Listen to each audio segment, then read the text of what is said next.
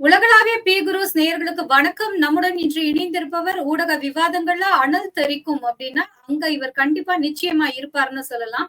Already சொல்லியிருக்க மாதிரி எதிர்த்த இருப்பவர்களுக்கு தான் சொல்லும் கருத்துக்களை வாழைப்பழத்தில் ஊசியை வைத்து ஏற்றி ரொம்ப டீடைல்டா சொல்லக்கூடியதில் வல்லவர் அவர் திரு ரவி டிடிஎஸ் அவர்கள். அவர்களை வரவேற்பதில் பெருமிதம் அடைகிறோம். சார் வணக்கம். சார் வணக்கம் சார். பீகார் தேர்தல் வெற்றி பாஜகவுக்கு கிட்டத்தட்ட 95 முறை தோல்வி காங்கிரசுக்கு, குறிப்பாக ராகுல் காந்திக்கு. இதை எப்படி சார் பாக்குறீங்க? இல்ல, ராகுல் செஞ்சுரி அடிக்கட்டும், அதுல ஒன்றும் தப்பு இல்லை. ஆனா பீகாரை பற்றி நிறைய பேரு பல விதமான கருத்துக்களை சொல்றாங்க.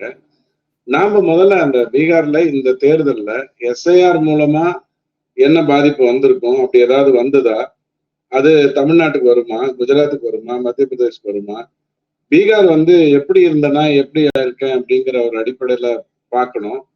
இன்னைக்கு பார்த்தாலும் Bihar crime against SC ST அப்படின்னு பார்த்தா இந்தியாவில் இருக்கக்கூடிய 28 மாநிலங்கள்ல 5வது இடத்துல இருக்கு. அதுல எஸ்சிக்கு எதிரான குற்றங்கள் அதிகமா இருக்குங்கிறது இன்னைக்கு நிலைமையும் கூட. அதாவது மோடி வந்துட்டாரு, நிதிஷ் ஆள்றாரு, 15 வருடமா அவங்கதான் ஆள்றாங்க. அப்படி இருக்கும்பொழுது அந்த அந்த உலகமே சொர்க்க பூமியா ஆயிருக்கணும். அப்படி ஆயிடுச்சா? இந்த எஸ்ஐஆர் மூலமா தான் வெற்றி பெற்றாங்கன்னு திமுக சொல்றது நியாயமான ஒரு கருத்தா அப்படிங்கிற ஆங்கிள் இருந்தெல்லாம் பாத்தீங்க அப்படின்னு சொன்னா, உங்களுக்கு ஒரு 4 தகவல் கொடுக்குறேன். 2010 இருந்து 2025 தேர்தல் வரைக்கும் அந்தந்த கட்சி வாங்கின வாக்குல எந்த வித்தியாசமும் இல்லை. 2010 இருந்து 2025 வரைக்கும் அந்தந்த கட்சி வாங்கின சதவிகித வாக்குல எந்த வித்தியாசமும் இல்லை. அப்ப எஸ்ஐஆர் வந்தது எப்போ? கடைசியா நடந்தது 2002. இப்ப நீக்கப்பட்டதுங்கிறதுக்கும் அதுக்கும் பாதிப்புக்கும் சம்பந்தம் இல்லை. இவிஎம் வந்தது எப்போ அப்படிங்கன்னு எடுத்துக்கிட்டாலும் இவிஎம் வந்ததுக்கு பிறகுதான் இந்த 3 தேர்தலும் நடந்திருக்கு. அதனால எந்த மாற்றமும் இல்லை. சோ எப்படி பார்த்தாலும் சதவிகித மாற்றம் இல்லை. ரைட். முஸ்லிம் ஓட்டெல்லாம் நீக்கிட்டாங்க, இந்து ஓட்டெல்லாம் நீக்கிட்டாங்க. அதாவது பிஜேபிக்கு யாரெல்லாம் ஓட்டு போட மாட்டாங்களோ அவங்க ஓட்டெல்லாம் நீக்கிட்டாங்க. அப்படிங்கிற அடிப்படையில பார்த்தாலும் அது அபத்தமா இருக்குங்கிறத நான் ஒரு அடுத்த ஒரு 5-10 நிமிடத்துக்குள்ள உங்களுக்கு விரிவா எடுத்து சொல்றேன். பொதுவா இந்த தேர்தல் வெற்றி பெற்றதற்கு முக்கியமான காரணம் அப்படின்னு சொன்னா, எந்த கெமிஸ்ட்ரி மோடி அண்ட் நிதிஷ் உள்ள பரஸ்பரமாகவும் தெளிவாகவும் இருந்ததோ அந்த கெமிஸ்ட்ரி ஆர்ஜேடிக்கும் காங்கிரஸுக்கும் சிபிஐஎம்முக்கு ஓரளவுக்கு இருந்தாலும் அவங்க கம்மியான சீட்ல தான் போட்டி போட்டாங்க. அங்க இல்லைங்கிறது தான் மைய காரணம். 2வது காரணம் பெண்கள் கொடுத்த வாக்கு அப்படிங்கிற அந்த அடிப்படையில இருந்து பார்க்க வேண்டியது. 3வது இளைஞர்கள், அதாவது வெளி மாநிலத்துல இருந்தவங்க எத்தனை பேருங்கிறதுலாம் நான் சொல்றேன். வெளி மாநிலத்துல இருந்தவங்கள்ல எல்லாருமே ஓட்டு போடணுங்கிற ஒரு எண்ணமே இந்த எஸ்ஐஆரால வந்துருச்சு. அதாவது எஸ்ஐஆர் வந்திருக்கு, உன்னுடைய வாக்கு நீதான் காப்பாத்திக்கணும் அப்படிங்கிற ஒரு பொசிஷன் பீகார்ல. இங்க இப்ப 12 மாநிலத்துல அப்படி இல்லை. ஒவ்வொருத்தருமே தன்னுடைய வாக்கை புதுப்பிச்சுக்கணும் அல்லது தெரிவிச்சுக்கணும். ஆனால் பீகார்ல அப்படி இல்லை. அப்போ வெளி மாநிலத்துல வேலை செஞ்சுட்டு இருந்தவங்க கூட நான் ஓட்டு போட வரேன் அப்படின்னு சொல்லி உள்ள வந்ததுனால நடந்தது என்னன்னு பாத்தீங்கன்னா, எத்தனை வாக்குகள் இருக்கணுமோ அதுல இந்த 65 லட்சம் வாக்கை நீக்கிட்டாங்க, அப்புறம் கொஞ்சம் சேர்த்தாங்க. அந்த கதையெல்லாம் நீங்க எடுத்தா கூட அது அப்படியே இன்டாக்ட் இருக்கு. அதாவது எதுவுமே எப்படியுமே மாறாத ஒரு நிலையில இந்த 202 சீட் அப்படிங்கிற அடிப்படைக்குள்ள இவங்க போனாங்க. உடனே அடுத்தது என்ன சொல்லுவாங்கன்னா, ஏஐஎம் 2020 ஒரு ஸ்பாயில் போட்டா இருந்தாரு, இந்த வாட்டியும் அவர் முஸ்லிம் ஓட்டுகளை ஸ்பாயில் பண்ணிட்டாரு.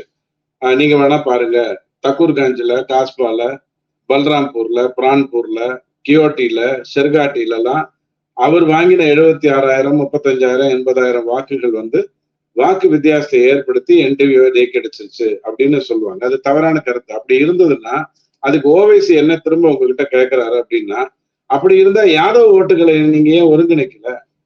யாதவ் ஓட்டுகளுடைய சதவிகிதம் என்ன? அது எல்லாமே உங்களுக்கு வந்ததா அப்படிங்கிற கேள்வியை அவர் வைக்கிறார். ஏன் எப்ப பார்த்தாலும் முஸ்லீம ஒரு பிரச்சனையா எடுத்து நீங்க எல்லாம் பேசுறீங்க அப்படின்னு சொல்லி கேட்கிறாரு. பீகார் ஒரு சொர்க்க பூமியா மாறிடுதான்னு கேட்டா இல்ல. அர்பனைசேஷன்ல இன்னைக்கும் 12.5% தான் இருக்கு. இந்தியாவுடைய சதவீதம் கிட்டத்தட்ட 35%. 2001 20% இருந்தது, 26% இருந்தது இந்தியாவில். அப்ப அது 10% இருந்தது பீகார்ல. சோ பெரிய மாற்றம் எதுவும் வந்த மாதிரி பீகார்ல நான் சொல்ல மாட்டேன். ஆனா எங்க பெரிய மாற்றம் வந்ததுன்னு சொன்னா, பெண்களால் நடக்க முடியும். பெண்கள் நடந்து தண்ணியை எடுத்துக்கொள்ளணுங்கிற அவசியம் இல்லை. கிட்டத்தட்ட 95% பீகார்ல தண்ணி வீட்டுக்கு வருது, கழிப்பறை வருது. அந்த கதையெல்லாம் உங்களுக்கு பல பேர் சொல்லியிருப்பாங்க. இது பெரிய முக்கியம். ஆனால் பீகாரில் கலந்தெடுக்கப்பட வேண்டிய முக்கியமான ஒரு விஷயம் கலந்தெடுக்கப்பட்டதா அப்படின்னு கேட்டா அது இல்லை. அது என்னன்னா, தனிநபர் வருமானம் எடுத்துக்கிட்டீங்க அப்படின்னு சொன்னா, இந்தியாவுடைய தனிநபர் வருமானம் ஒரு 1,85,000 அல்லது 1,90,000 வச்சுக்கோங்க. பாட்னாவுடைய தனிநபர் வருமானம் 2,4 லட்சம். ஆனா பீகாருடைய ஆவரேஜ் 60,000.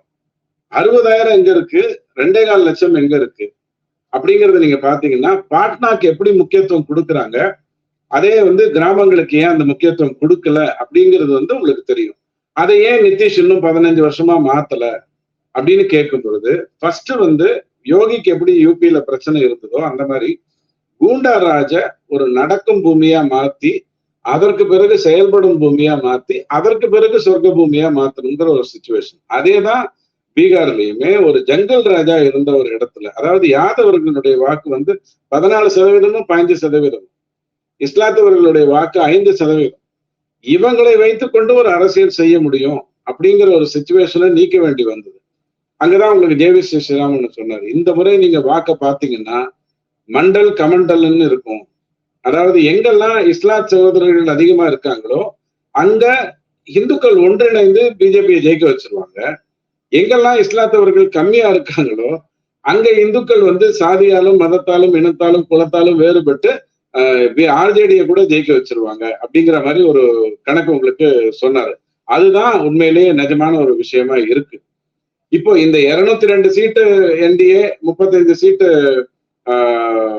பிஜேபி அப்படின்னு, அதாவது ஆர்ஜேடி அல்லது மகா கட்பந்தன் நீங்க சொல்வீங்கன்னா, வாக்கு ஆஸ் ஒரு 80% சீட்ல என்டிஏல வெற்றி பெற்ற முடிந்தது அப்படிங்கிறது எப்படி சாத்தியமாச்சுன்னு கேட்டீங்கன்னா, இந்த பேட்டில்ல 2024 கணக்குல எடுத்துக்கிட்டீங்கன்னா கூட, 2024 பாராளுமன்றத்தை கணக்குல எடுத்துக்கிட்டீங்கன்னா கூட, இவங்களுடைய ஓட் ஷேர் என்டிஏ அதாவது பிஜேபி 21%, நிதிஷ்குமார் 19%, ஆர்ஜேடி 22%. அந்த மாதிரிதான் ஒரே ஸ்டெடியானதான் இருக்கு. சதவீதம் திடீர்னு ஏறல. இப்ப தமிழ்நாட்டுல சொல்ற மாதிரி எஸ்ஐஆரால அவங்க வாக்கெல்லாம் பறிச்சுட்டாங்க அப்படின்னு நீங்க சொல்வீங்கன்னா, அப்போ ஆர்ஜேடிக்கு வாக்கு சதவீதம் பெருசு அளவுல குறைஞ்சிருக்கணும். சீட்டு குறைஞ்சதுக்கான காரணம் நான் சொல்லிட்டேன், கெமிஸ்ட்ரி. இன்னொரு காரணம் பஸ்வான் இதுக்குள்ள சேர்ந்தது. ஆனா வாக்கு சதவீதம் குறைஞ்சிருக்கணுமே. பிஜேபிக்கு வாக்கு சதவீதம் அதிகமா இருந்திருக்கணும், ஆர்ஜேடிக்கு வாக்கு சதவீதம் கம்மியா இருந்திருக்கணும். அது நடக்கலையே. அப்ப எப்படி இந்த மேட்டர் நடந்தது? எஸ்ஐஆரால நடந்திருந்தா வாக்கு சதவீதம் தானே வித்தியாசப்பட்டிருக்கணும். வேற ஏதாவது வித்தியாசப்படுறதுக்கு வாய்ப்பு இருக்கா? இல்ல. அப்படிங்கிறத வச்சு இவங்களுக்கு நம்ம புரிய வச்சுட்டு போயிடலாம். யாதவுக்கு 14% தான் இருக்காங்க, அவங்க ஓபிசி கேட்டகரியில இருக்காங்க.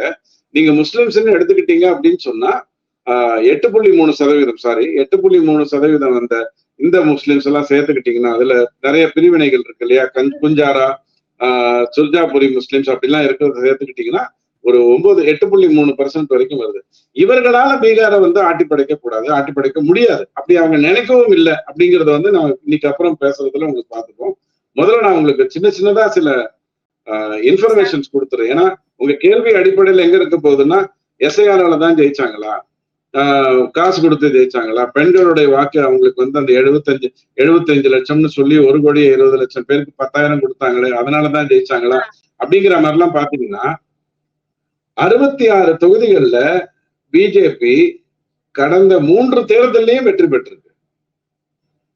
அதாவது என்டிஏ 155 தொகுதியில 2 முறை வெற்றி பெற்றிருக்கு அவுட் ஆஃப் அந்த 3. ஒரு மாதிரி தோத்ததுனால நீங்க அந்த வித்தியாசத்தை பாக்குறீங்க. சோ அவங்க அந்தந்த பொசிஷன்ல கரெக்டா இருக்காங்க.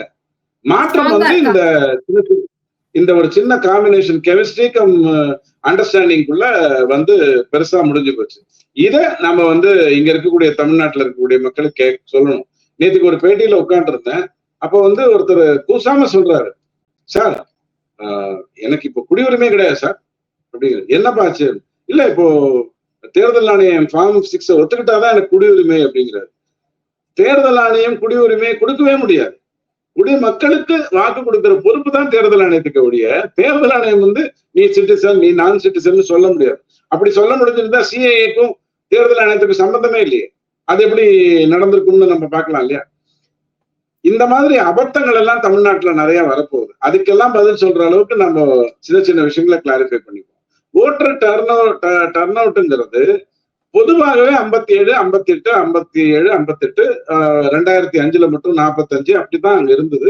62% வாக்குகளை 1990 போட்டிருக்காங்க, 91 போட்டிருக்காங்க. 90 போட்டதுக்கான காரணங்கள் உங்களுக்கு தெரிஞ்சிருக்கும். 95 பொறுத்த வரைக்கும் பிஜேபிங்கிறது வந்து பெரிய அளவுல வரல அப்படிங்கிறது ஒரு காரணம் தெரிஞ்சு திருப்பி 57க்குள்ள வந்துட்டாங்க. ஆனால் இந்த முறை 10% வாக்கை நீக்கியாச்சு. உங்களை பொறுத்த வரைக்கும் 65 லட்சம் வாக்குகளை நீக்கியாச்சு. நீக்கினதுக்கு அப்புறம் எப்படி உங்களுக்கு வந்து அதே ஓட்டர் வந்து சேர்ந்தான்? 7.5 கோடி அப்படின்னா மொத்தம் 9.5 கோடி பாப்புலேஷன், 7.5 கோடி அப்படின்னு சொன்னா அந்த 7.5 கோடி எப்படி அங்க இருந்து வந்தா?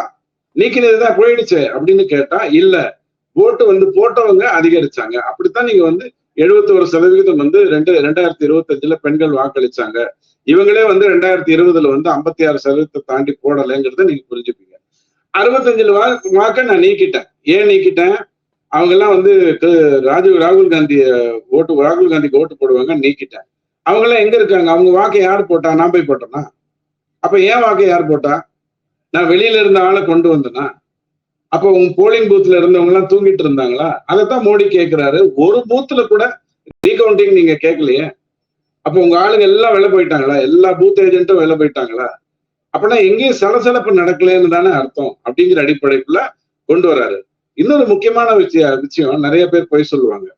இந்த 65 லட்சம் வாக்காளர்களை நீக்கிட்டதுனால 1000க்கு கம்மியா நிறைய சீட்ல வெற்றி பெற்றிருக்காங்க அப்படின்னு. அதுவும் இல்ல. 2020 500க்கு கம்மியா என்டிஏ கூட்டணி வெற்றி பெற்றதுங்கிறது வந்து 7 சீட்டு. 2025 அதே 7 சீட்டு 500க்கு கம்மியா வெற்றி பெற்றது. 2020 500ல இருந்து 2000 வாக்கு வித்தியாசத்துல வெற்றி பெற்றது 16 சீட்டு. இந்த வாட்டி வெறும் 8 சீட்டு. 2020 2000ல இருந்து 10,000 வாக்கு அப்படிங்கிற அடிப்படையில வெற்றி பெற்றது 61 சீட்டு. இந்த வாட்டி 48 சீட்டு. பிஜேபியை பொறுத்த வரைக்கும் 31க்கு 33. சோ வாக்கு வித்தியாசம் எல்லாமே 10,000ல இருந்து 20,000க்கு மேலதான் போயிருக்கு. அதிக வாக்கு வித்தியாசத்துலதான் வந்திருக்கு. அப்ப 243 தொகுதி சராசரியா 10,000, 25 லட்சம் வாக்கு போறோம். சாரி, 2.5 கோடி வாக்கு தேவை. இது எதையுமே புரிந்துக்காம பேசக்கூடாது. இஸ்லாம் சகோதரர்கள் அதிகம் இருக்கக்கூடிய, அதாவது ஒரு 52 சீட்ல வந்து இஸ்லாம் சகோதரர்கள் அதிகமா இருக்காங்க. 191 சீட்ல வந்து இஸ்லாம் சகோதரர்கள் நார்மலா இருக்காங்க. 15, 10%, 5%, இந்த ஆவரேஜ் 8க்கு வர்ற மாதிரி இருக்காங்க. பிஜேபி 2020லயும் 15 சீட்டு அந்த இஸ்லாத் வாக்காளர்கள் அதிகமா இருக்கக்கூடிய தொகுதியில, 2025லயும் 15 சீட்டு. அப்போ முஸ்லிம் வாக்கெல்லாம் நீக்கிட்டாங்க அப்படின்னா பிஜேபி அதிகமா தான் நம்ம ஜெயிச்சிருக்கணும். அந்த இடத்துல சீட்டு இஸ்லாத் சகோதரர்கள் அதிகமா இருக்கிற சீட்டு பிஜேபி அதிகமா ஜெயிச்சிருக்கணும்ல.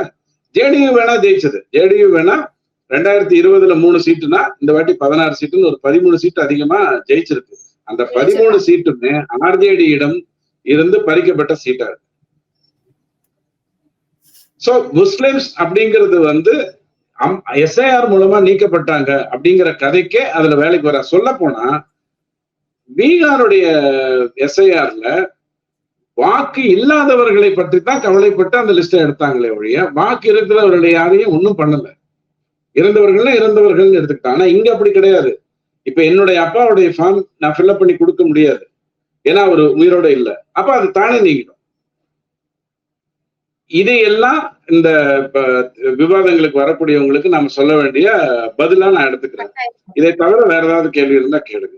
பொதுவா மைக்ரண்ட் ஒர்க்கர்ஸ் அப்படிங்கிறது, அதாவது ஒரு மாநிலத்திலிருந்து இன்னொரு மாநிலத்துக்கு போகின்றவர்கள்ன்றது வந்து உத்தரப்பிரதேஷ்ல 8 கோடி பேர், பீகார்ல 3.2 கோடி பேர், வெஸ்ட் பெங்கால்ல 2.7 கோடி பேர், மத்திய பிரதேஷ்ல 1.9 கோடி, மகாராஷ்டிரால கூட 1.8. மகாராஷ்டிரால இருந்து வெளியில போய் ஒர்க் பண்றாங்க. அவசியமே இல்லை இல்லையா? மகாராஷ்டிரா ஒரு சொர்க்க பூமி தானே, நம்ம தமிழ்நாடு மாதிரி. ஆனா அந்த மாதிரி இருக்கு. நாம பார்க்க வேண்டிய மிகப்பெரிய சாதனை என்ன அப்படின்னு சொன்னா, எம்ஜிஆர் அவர்கள் உடல் நலத்தினால் 10 வருடம் தான் ஆட்சி செய்தாரு அதிகபட்சம். ஜெயலலிதா அம்மாவும் அனுப்பப்பட்டாங்க. உடல் நலம் காரணமாகத்தான் அவங்களுடைய total number of chief ministership அப்படிங்கிறது வந்து அந்த காலகட்டத்துக்குள்ள வந்தது. ஆனால் சிக்கிம்ல இருந்த ஒரு விடையோ, ஒடிசால இருந்த பட்நாயக்கை விடவோ, வெஸ்ட் பெங்கால்ல இருந்த ஜோதி பாசுவை விடவோ, அருணாச்சலத்துல பிரதேசத்துல இருந்தவரை விடவோ, நிதிஷ் வந்து இந்த 5 ஆண்டு காலம் நல்லபடியா நல்ல ஆரோக்கியத்தோட ஆட்சி செய்தாருன்னா அத்தனை பெரிய சர்பாஸ் பண்ணிட்டு மேல வந்துடும். 25 வருடம் ஒரு மனிதனை வந்து அவனை மையப்படுத்தி அல்லது அவனை பற்றி கவலைப்படாமல், ஒன்னா திசைத்தை பத்தி கவலைப்பட்டு ஓட்டு போட்டிருக்கணும், இல்ல அவரை புறந்தள்ளிட்டு ஓட்டு போட மறுத்திருக்கணும். ரெண்டுமே இல்லாம அவர் ஜெயிச்சிருக்காருங்கிறது நீங்க பார்க்க போறீங்க. இதுதான் என்னுடைய பேசிக் இன்ஃபர்மேஷனா சொல்றேன். இனி நீங்க பாயிண்டடா கேட்கறதுக்கு நான் பதில் சொல்றேன். சார், பீகார் எலெக்ஷன்ஸ்ல நீங்க நிறைய இன்புட் கொடுத்திருக்கீங்க. குறிப்பா சிறுபான்மையினர் அதிகம் வாழும் தொகுதியில பாஜக ஜெயிச்சதாக இருக்கட்டும், இல்லைன்னா பாஜக தொடர்ந்து போன தேர்தலில் என்னென்ன தொகுதியில ஜெயிச்சாங்களோ அதேதான் இந்த தேர்தலையும் ஜெயிச்சிருக்காங்க அப்படிங்கிற விஷயமாக இருக்கட்டும்.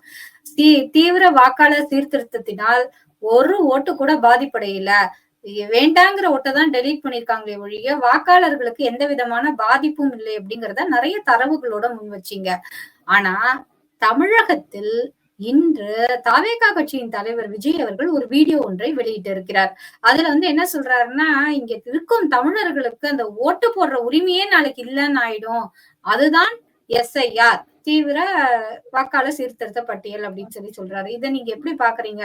பீகாரின் வெற்றி தாவேகாவை கொஞ்சமா லைட்டா சத்தம் போட வச்சிருக்கோ? தாவேகா வந்து திமுக என்ன பண்ணாலும் டிட்டோ காப்பி அடிக்கும், அதனாலதான் பண்ண போகுது. அன்பார்ச்சுனேட்லி தாவேகாவுடைய போராட்டத்துக்குள்ள எனக்கு தெரிஞ்ச 75% பேர் எஸ்ஐஆர் வந்து ஃபர்ஸ்ட் கொடுத்தது வந்து இன்னைக்கும் நாளைக்குமா ரிட்டர்ன் பண்ணிடுவாங்க. அது எல்லாமே அவங்க ஏற்கனவே அவங்க பேரு படத்தோட இருந்தது, அவங்க வந்து ஊர்ஜிதப்படுத்தி கொடுக்குறாங்க. உறவு முறையை முதல் முறையா சொல்றாங்க. இந்த வாட்டி தான் நம்ம சொல்ல போறோம். நாம 20 வருஷத்துக்கு முன்னாடி சொல்லி இருந்திருக்கலாம், இப்பதான் சொல்ல போறோம். நீங்க இந்த டேட்டாலாம் நான் கொடுத்தேன் இல்லையா? 2020 பிஜேபிக்கும் ஆர்ஜேடிக்கும் ஒரு ஃபைட் நடந்த தொகுதிகள் எல்லாமே 3% வாக்கு வித்தியாசம் தான் அவங்க 2 பேருக்குள்ள இருந்தது. இந்த வாட்டியும் அதே மாதிரிதான் இருக்கு. நீங்க வாக்குகளை நீக்கி இருந்தா அவங்க 2 பேருக்குள்ள இருக்கக்கூடிய அந்த ஓட்டு வித்தியாசம் பிஜேபிக்கு அதிகமா இருக்கும், இல்லைன்னா ஆர்ஜேடிக்கு குறைஞ்சிருக்கும். ஆர்ஜேடிக்கு குறைஞ்சாலும் டபுள் எஃபெக்ட், பிஜேபிக்கு அதிகமானாலும் டபுள் எஃபெக்ட் தானே. அந்த மாதிரி இல்லைங்கிறத நம்ம ஸ்டாட்டிஸ்டிக்கலா புரிய வைக்க முடியும். என்ன இவங்க யார் தப்பு பண்றாங்கன்னு கேட்டீங்கன்னா, முதலமைச்சர் வந்து தன் சொல்வதை யாரெல்லாம் கேட்கிறாங்களோ அவங்களை எல்லாரையும் முட்டாள்கள்னு நினைச்சிருக்காரா, அல்லது இவர் வந்து நான் பேசுறது அறிவார்த்தமான விஷயம்தான்னு தெரிஞ்சு தெளிவா பேசுறாராங்கிறது எனக்கு புரியல. ரீஜன் வைஸ் கூட, அதாவது நீங்க வந்து வாக்கு எடுத்தது, எஸ்ஆர் வாக்கு எடுத்தது இஸ்லாம் சகோதரர்கள் இருக்கக்கூடிய இடத்துல எல்லாம் நிறைய எடுத்துட்டாங்க அப்படின்னு சொல்லுவாங்க. அந்த மாதிரி எதுவுமே நடக்காம ரீஜன் வைஸ் நீங்க பாத்தீங்கன்னா, அதாவது இப்போ ஆங்கா, பகல்பூர், கோசி, மகத்து, இந்த மாதிரியான ரீஜன் வைஸ் நீங்க பாத்தீங்கன்னா அந்த டாமினேஷன் வந்து ஒரே மாதிரி தான் இருக்கு. யாதவ் அதிகமாக இருக்கக்கூடிய அவங்க பாஷையில எம்ஒய், நம்ம மோடி பாஷையில மகிழா அண்ட் யூத், அந்த எம்ஒய்னா முஸ்லிம் அண்ட் யாதவ்ங்கிற அந்த இடத்துல கூட வாக்குகள் வந்து மொத்தமா நிலை குலைந்து, அதாவது டபுள் எஃபெக்ட் வர்ற மாதிரி எங்கேயுமே மாறாம அவங்கவுங்க நீ பண்ணது போறோம், உங்க அப்பாவை நான் பார்த்திருக்கேன், இதுக்கு மேல என்னாலலாம் ஒன்றும் பண்ண முடியாது, நீ கிளம்பு அப்படிங்கிற அடிப்படையில தான் அந்த வாக்கு வந்திருக்கு. தேர்தல் கூட 2 கட்டமா நடந்தது மிகப்பெரிய சாதனைன்னு நிறைய பேர் பேச தவறுறாங்க. 6 கட்டமா 5 கட்டமா நடந்துட்டு இருந்த ஒரு மாநிலம். 2 கட்ட தேர்தலையுமே வாக்காளர்கள் எத்தனை பேர் தெரியுமா? முதல் கட்டத்துல 3,70,000, 2வது கட்டத்துல 3,75,000. 3,75 முதல் கட்டத்துல, 3,70 2வது கட்டத்துல. கரெக்டா பிரிக்கப்பட்டு அந்த பீகாரை வந்து இப்படி ஒரு சி மாதிரி எடுத்து, இந்த போர்ஷன் ஆர்ஷு மாதிரி இருக்கிறது ஃபேஸ் 2, ஆர்ஷு மாதிரி நடுவுல இருக்கிறது ஃபேஸ் 1. அவ்வளவு துல்லியமா இத வந்து இந்த தேர்தலை நடத்தி. ஆமா, அதனாலதான் நேற்றுக்கு மோடி வந்து நிறைய ஈடிய வந்து பாராட்டினார். பொதுவா ஒரு தேர்தல்ல வந்து தேர்தல் முடிஞ்ச உடனே பிஜேபி ஒரு ஸ்வாட் அனாலிசிஸ் பண்ணும். நாம எல்லாருமே தேர்தலுக்கு முன்னாடி பிளான் பண்ணுவோம். ஏய் நீ அவங்கள பாத்துக்க, நீ இவங்கள பாத்துக்க அப்படின்னு நம்ம பிளான் பண்ணுவோம். அது எப்படியுமே இயல்பா நடக்கும். தேர்தல் முடிஞ்ச உடனே ஒரு ஸ்வாட் அனாலிசிஸ் பண்ணும். அதைத்தான் திமுக பண்ணணும், மத்தவங்க பண்ணணும். அதுக்கு பதிலா வீட்டுக்குள்ள போய் ஒன்றிணைவோமா அப்படி இப்படின்னு சொல்லி பண்ணி பிரயோஜனமே இல்லை. எல்டர்ஸ் உடைய வாக்கு, யங்ஸ்டர்ஸ் உடைய வாக்கு, அதெல்லாம் கூட ஏறத்தாழ ஒரே மாதிரி இருந்திருக்கு. எதுவுமே மாறாத ஒரு சிச்சுவேஷன் வந்து. சார், இப்போ இந்த பீகார் தேர்தலின் வெற்றி தமிழகத்துல இருக்கும் கூட்டணி கட்சிகள்ல ஏதாவது மாற்றத்தை ஏற்படுத்தும் நினைக்கிறீங்களா? ஏற்படுத்தணும்னு நான் நினைக்கிறேன். காரணம் என்னன்னா, விரும்புறீங்க அப்படி வச்சுக்கலாமா? ஏற்படுத்தணும்னு விரும்புறீங்க. ஆமா, ஏன்னா இப்போ அதிமுக, பிஜேபி அண்ட் திமுக பிளஸ் பல்லக்கு தூக்கிகள் அதை அப்படியே விட்டுருங்க. அவங்க எப்படியுமே BJP and Nitish, RJD and காங்கிரஸ்ங்கிற மாதிரி தான் போட்டி போட போறாங்க. ஆர்ஜேடியோட முறைக்க முடியும் அப்படிங்கிற ஒரு எண்ணம் கடந்த 10-15 வருஷத்துல காங்கிரஸுக்கு வந்திருக்குன்னா அதுக்கும் நிதிஷ் தான் காரணம், ஜங்கல்ராஜ் இல்லாததான் காரணம். ஆனால் இங்க முறைக்கிறதுக்கு வாய்ப்பே இல்லை. ஏதாவது எடுத்து பேசினா ராகுல் காந்தியை மாத்திடுவாங்க. திமுக தான் ஃபண்ட் பண்ணுது காங்கிரஸுக்கு இப்போ இந்திய லெவல்ல. அவங்க டி.கே. சிவகுமார் கொடுக்கறது இல்ல, ரேவந்த் ரெட்டி கொடுக்கறது இல்ல, அவங்க நிம்மதியா அமுத்திக்கிறாங்க. திமுக தான் கொடுத்துக்கிட்டு இருக்கு. அந்த ஃபண்டிங்கே நின்றுடும். சோ திமுக வச்சுட்டு ஒண்ணு நீங்க பண்ண போறது இல்லை. நாத்தாக்காவுக்கும் தாவேக்காவுக்கும் நான் 2 கருத்து சொல்றேன். நாத்தாக்காவுடைய நோக்கம் தமிழ் தேசியம். நீங்க காலம் பூரா எவ்வளவுதான் கூவினாலும் 2 சீட்டு 3 சீட்டு பெற்று நீங்க மேல வந்து சட்டசபையில வந்து பேசி நீங்கள் பேசுவது தீர்மானமாகின்ற வரைக்கும், தீர்மானங்களா மாறுற வரைக்கும் ஒண்ணும் மாறப்போறது இல்லை. இங்க சண்டை போடுவீங்க, அங்க சண்டை போடுவீங்க, உங்களை அடிக்க அவங்க வருவாங்க, நீங்க அடிக்கிறதுக்கு 4 பவுன்சர் வச்சிருப்பீங்க. அதே ஒரு தேர்தல் காலத்துல ஒரு 20 சீட்டோ 25 சீட்டோ நீங்க கேட்டு அதிமுக பிஜேபி கூட்டணியில கேட்டு உள்ள வந்து, இது கூட்டணிங்கிறது வந்து கொள்கை கூட்டணியா இருக்கணுங்கிற அவசியமே கிடையாது. இந்திரா காந்தியை அசிங்கமா திட்டின கருணாநிதி, இந்திரா காந்தியை வாழ்த்திய கருணாநிதி, நேருவின் மகளின் வாழ்த்திய கருணாநிதி, சோனியா காந்தியை வாழ்த்திய கருணாநிதி, இந்த காங்கிரஸை வந்து கூடா நட்புன்னு சொன்ன கருணாநிதி தான் இப்ப திமுக இந்த காங்கிரஸ்ங்கிற கூட்டணி இருந்துட்டு இருக்கு. சோ நாளைக்கு நாத்தாக்கா வந்து இந்த கூட்டணிக்குள்ள வந்ததுன்னா கிட்டத்தட்ட 8% வாக்கு அதுக்கு வரும். விஜயால அதுக்கு ஏதாவது வாக்கு போகும் அப்படிங்கிற ஒரு எண்ணம் மத்தவங்க சொல்லுவாங்கன்னா அதே அதிமுகவும் பிஜேபியும் அவங்களுக்கு எடுத்து கொடுத்துரும்.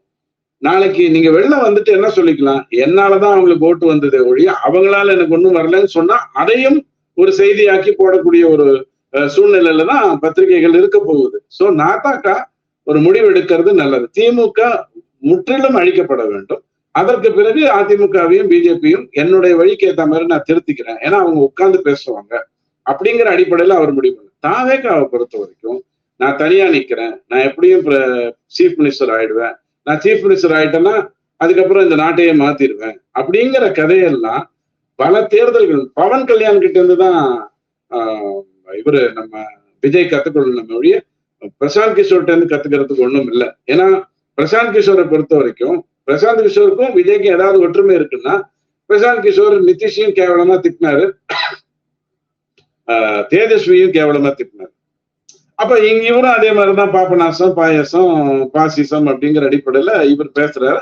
கேவலமான வார்த்தைகளை விஜய் பயன்படுத்த மாட்டாரு நேரடியா மைக்ல, அதனால அந்த கதை வேற.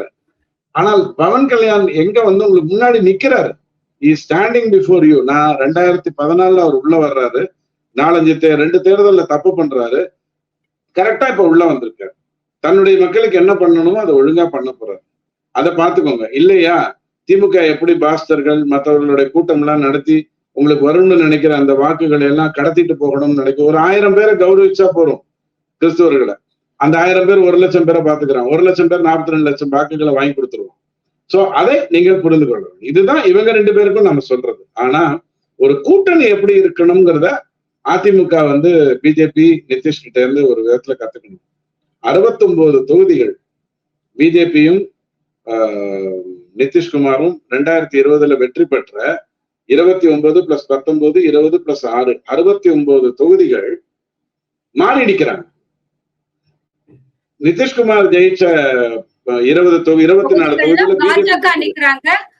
பாஜக ஜெயிச்ச தொகுதிகள்ல நிதிஷ்குமார் நிக்கிறாருன்னு சொல்ல வரீங்க. இவங்க 2 பேரும் ஜெயிச்ச தொகுதியில கூட்டணி கட்சிக்கு பிரிச்சு கொடுக்குறாங்க. இப்ப பாஸ்வான் உள்ள வந்துட்டு என்கிட்ட 5% ஓட்டு இருக்குது, போன வாட்டி நான் என்னவா பண்ணேன், உங்ககிட்ட வரணும்னா எனக்கு இந்த சீட்டு கேட்கணும்னு கேட்கிறாரு, கொடுக்குறாங்க. அவருடைய தோல்விதான் கொஞ்சம் அதிகமா இருக்கு. பர்சன்டேஜ்ல பாத்தீங்கன்னா அவருடைய தோல்வி, இவங்க 2 பேருக்கு வந்து 80-70 வந்துருது, அவருக்கு கொஞ்சம் கம்மியா இருக்கு. இந்த பிடிவாதத்தை கூட அவங்க அனுமதிச்சாங்க. ஏன் அனுமதிக்கிறாங்க அப்படின்னா, கூட்டணின்னு சொன்னா உன் வாக்கு எனக்கு வரணும், என் வாக்கு உனக்கு வரணும், அதுதான் கூட்டணி. நீ இப்படிக்கா போ, நான் அப்படிக்கா போங்கிறது கூட்டணி இல்லை. கரெக்டா? அதே மாதிரி வேட்பாளர்களை நிறுத்துவதில் கூட அப்பர் காஸ்ட்ல 85 பேரை, யாதவ்ல 19 பேரை, இஸ்லாம் சகோதரர்கள்ல 5 பேரை, எஸ்சியில 39 பேரை, இபிசியில 29 பேருன்னு இந்த கூட்டணி நிறுத்திய வேட்பாளர்கள் கூட பலவிதமா இதுவா இருக்காங்க. ரொம்ப முக்கியமா நீங்க பார்க்கணும்னா அழகா அந்த மேப்பே பாருங்க. பிஜேபி என்டிஏ வந்து கூட்டணி பிரித்து கொண்ட அந்த மேப் பாருங்க. எல்லா மாவட்டத்திலையும் 2 பேருமே இருப்பாங்க.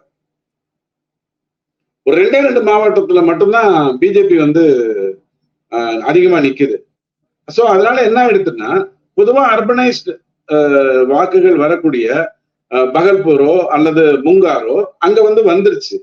பாட்னாவோ மகத்தோ அர்பன் சிட்டி அந்த இடத்துலயும் வந்துருச்சு.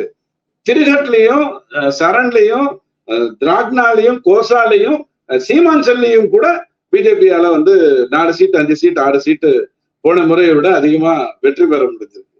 இது எல்லாமே அந்த கூட்டணி கெமிஸ்ட்ரியை பொறுத்திருக்கு. அதிகாரத்தை பயன்படுத்தி பார், உனக்கு 4 சீட்டு வேணும்னா 2 சீட்டு உதயசூரியன் நிக்கணும், பரவாயில்லையா? சரிங்க அஜமா, என்னுடைய வலது கையும் இடது கையும் உதயசூரியன் நிக்கட்டும், நான் மட்டும் போய் பானையில நின்றுக்கிறேன். இந்த மாதிரி எல்லாம் பண்ணாம அவங்களுக்கான கௌரவத்தை நேர்மையா கொடுத்து அந்த பர்டிகுலர் இது நடக்கும். ரொம்ப நன்றி சார். இத்தனை நேரமும் அழகாகவும் தெளிவாகவும், நீங்க நினைக்கிற மாதிரி எஸ்ஐஆர்ங்கிறது உங்க வாக்குரிமையை பறிக்கிறது கிடையாது. உங்க வாக்குரிமையை இன்னும் சொல்ல போனா நிலைநாட்டுவதுதான் எஸ்ஐஆர். கரெக்டா நிலைநாட்டுவதுதான் எஸ்ஐஆர். இறந்தவங்களை நீக்கிறதும் தேவையில்லாத புலம்பெயர்ந்தவர்களை எடுப்பதும் தான் எஸ்ஐஆர். மற்றபடி இது வேறு ஒன்றும் இல்லை. இது எந்த விதத்திலையும் தேர்தலுடைய ரிசல்ட் அஃபெக்ட் செய்ய போறது கிடையாது. பீகார்ல தேர்தலுக்கு முன்னாடி என்னென்ன வார்த்தைகளை இந்த எஸ்ஐஆர் வந்ததால தவறுன்னு சொன்னாங்களோ அது எல்லாமே இன்று அவர்கள் திருப்பி எடுத்துக்கொள்ள வேண்டிய தருணம் இது அப்படின்னு சொல்லியிருக்கீங்க. ஒரு வரி மட்டும் சேர்த்துக்கோங்க. கேண்டிடேட்ஸ் வயசு இருக்குல்ல, அதாவது இளைஞர்கள், மிடில் ஏஜ், பிளஸ் ஏஜ்னு 25ல இருந்து 40 வயது உள்ளவர்கள்ல 36% வேட்பாளர்கள். நீங்க கேள்விப்பட்டிருப்பீங்க அந்த மைத்திலி இல்லையா, அவங்க ஒரு அற்புதம் கேட்டது. 41ல இருந்து 60 வயசுல இருக்கிறவங்க 51%, 61ல இருந்து 80 வயசு இருக்கிறவங்க 13%. வேட்பாளர்கள் தேர்ந்தெடுத்து என்டிஏ வந்து களத்துல இறக்கிறத நீங்க பாத்தீங்கன்னு சொன்னோம். சோ இதெல்லாம் தான் தமிழ்நாடு கத்துக்கொள்ளணும். எடப்பாடி ஐயா அதெல்லாம் புரிந்து கொள்வாருன்னு நம்ம எதிர்பார்க்கலாம். நன்றி, வணக்கம். நன்றி, வணக்கம் சார். Thank you sir.